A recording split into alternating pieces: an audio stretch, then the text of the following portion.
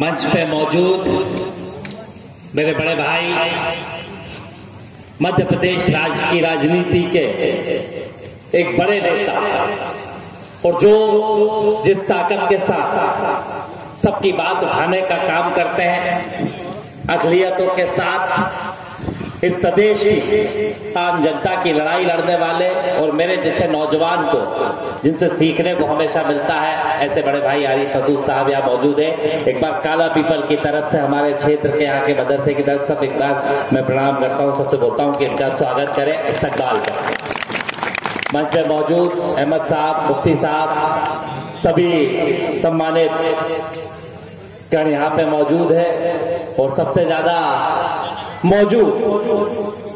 जो मेरे परिवार के जिगर के और अरे भाई यहाँ मैं विधायक तो कम हूं पर इनका हमारे यहाँ हाली कहते हैं, मेरे को हाली और दाड़किया वो हूं मैं। तो जिन्होंने मुझे हाली और दाड़किया रखा है, ऐसे मेरे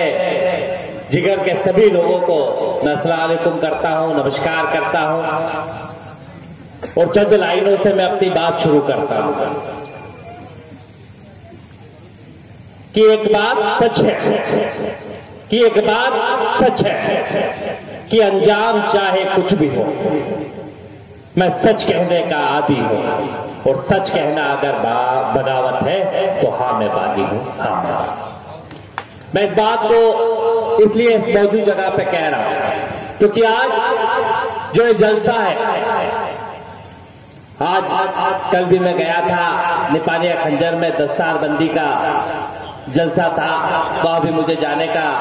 मौका मिला और कल भी हमारे क्षेत्र में ही एक और जलसा है, उसमें भी मैं जाऊंगा। आज फिर यहाँ आने का मौका मिला। तो ये हमारे मदरसे में आज हमारे यहाँ पे कई लोग हाफिज जिनको बनाए हैं, जिनको हाफिज की उपाधि मिली है, तो चंद लाइनों से कहना चाहूंगा कि जिंदगी में हर दिन खास होता है, हर दिन का एक नया अंदाज होता है। आयोजन तो जिंदगी में बहुत होते हैं पर हाफिज बनने वाला आयोजन अपने आप का, उसका जो इस्तकबाल करने वाला आयोजन होता है वो अपने आप पे कुछ खास होता है। मैं इस बात को इसलिए कहूंगा क्योंकि मुझे लगता है, हो सकता है मैं गलत हूं सही हूं मुझे नहीं मालूम, कि हाफिज बनना सिर्फ कुरान की आयतों को कंठस्थ करना या याद करना या उसे सिर्फ याद करने का काम नहीं। सच्चा हाफिज तो मुझे लगता है वो होता है जो उन आयात को अपने दिल में, जिगर में उतार के, जो कुरान शरीफ में सिखाया गया है कि प्रेम का, भाईचारे का, समानता के, और उस भाव को लेते हुए कैसे सभी लोगों को उस दीन के रास्ते पे लेके जाए, कैसे इस वातावरण से आगे बढ़ाते हुए कहीं ना कहीं उस भाव को समझने की कोशिश करें। क्योंकि आज मैं कई जगह जाके ये बात करता हूं कि जिस तरह के हालात मुल्क के अंदर और जिस तरह की परिस्थितियां मुल्क के अंदर, रोज घृणा और नफरत के लोग रोज कोशिश करते हैं कि कैसे घृणा फैलाई जाए, नफरत फैलाई जाए, कैसे कौमों के बीच में बंटवारा करा जाए। पर ये भाईचारा, प्रेम और ये लोगों के बीच में कहीं ना कहीं जो एक आपसी संबंध हमेशा है। मैं कहीं भी बात करता हूं और बैठता हूं तो जो मुझे लगता है कि हमारे यहाँ जिस तरह के आपसी भाईचारे, प्रेम के साथ हमेशा एक दूसरे के साथ रहने के हैं, उस भाव को खत्म करने की कोशिश करी जा रही है। और ये कोशिश कई वो लोग करते हैं जो मैं कई बार कहता हूं, हर जगह जाके कहता हूं, चाहे कथा हो उसमें भी मैं ये बात करता हूं, यहाँ पे भी मैं ये बात करता हूं कि लोग राम को तो मानते हैं पर राम की नहीं मानते, लोग अल्लाह को तो मानते हैं पर अल्लाह की नहीं मानते। क्या पैगंबर के सिद्धांत है उसे समझने की कोशिश करें, क्योंकि कुरान की आयतों में हम जब जाएंगे उसके भाव को समझने की कोशिश करें। लोग आज अपने जिस ग्रंथ को मानते हैं, जिस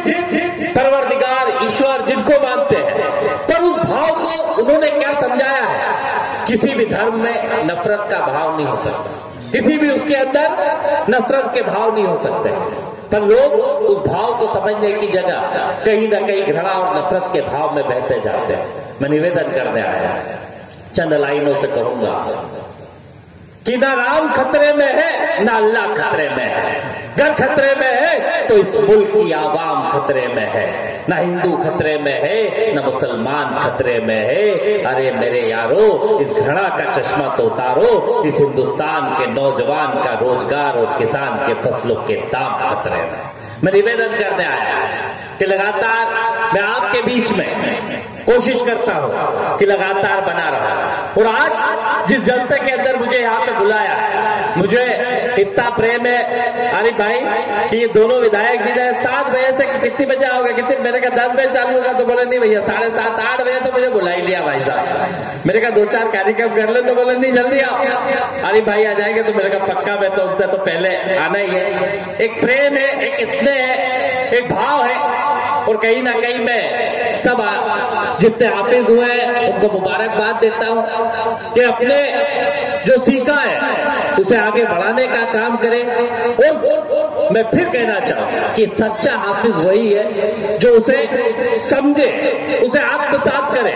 और उसे समझ के उस भाव को, जो उसका भाव है, उस भाव को आगे ले जाने का काम करे, उस भाव को जीवन में जीने का काम करे। और जिस तरह की हालात है मुल्क के अंदर, उसके अंदर जो समानता का, प्रेम का जिस भाव को उसके अंदर सिखाया गया है, उसे आगे ले जाने का काम करे। क्योंकि जिस तरह की हालात है कि हाथों में खंजर ही नहीं, आंखों में पानी भी चाहिए। ए खुदा, ए परवरदिगार, दुश्मन भी हमें खानदानी चाहिए। तुम रखो ये झूठे अच्छे दिन की बातें, हम लोग हैं पुराने, हमें वही प्रेम का भाईचारा हमेशा चाहिए। मैं इस भाव के साथ, इस निवेदन के साथ आप सबसे निवेदन करना चाहता हूं कि पूरी तरीके के साथ जिस हम मुल्क के अंदर जिस तरीके से, जिस भाव के लिए और यहाँ पे एकता के साथ हम रहते हैं, हम इस प्रेम के भाव को आगे बढ़ाने का काम करें। और आज बड़ी खुशी की बात है कि आरिफ मसूद साहब हमारे बीच में एक बड़े भाई के रूप में जब मैं देखता हूं तो सीखता हूं। पहले मैं सोचता था कि मैं ही लड़ता रहता हूं, पर ये जिस ताकत के साथ विधानसभा के अंदर हर वर्ग की आवाज को उठाने का काम करते हैं और जिस ताकत के साथ लोगों की आवाज उठाने का काम करते हैं, ऐसे बड़े भाई यहाँ पे आए हैं। मैं उनको नमस्कार करता हूँ और चंद लाइनों के साथ अपनी बात को खत्म करता हूँ कि जो सफर की शुरुआत करते हैं वही मंजिलों को पार करते हैं। आप चलने का हौसला तो रखिए, आप हाफिजों का तो रास्ते भी इंतजार करते हैं, भविष्य के सुनहरे रास्ते इंतजार कर रहे हैं। इस भाव को सबको समझाते चले, इस भाव के साथ, इस प्रेम के दुनिया के अंदर कहीं ना कहीं लोगों को समझाते चले। मैं इसी भाव के साथ सबको नमस्कार करता हूँ, अस्सलाम वालेकुम करता हूँ और अंतिम शब्दों के साथ बात खत्म करूंगा कि अपनी जमीन अपना आकाश पैदा कर, हो सके तो रोज नया विश्वास पैदा कर, कब मिली है मांगने से शोहरत, इस प्रेम के भाव को सबको समझा के अपना इतिहास पैदा कर। ये मौका आज आपने एक स्टेप पार करिए, एक बड़ी जगह पे आप पहुंचे हैं, ये मौका आपको मिला है, इस मदरसे से आपको मिला है।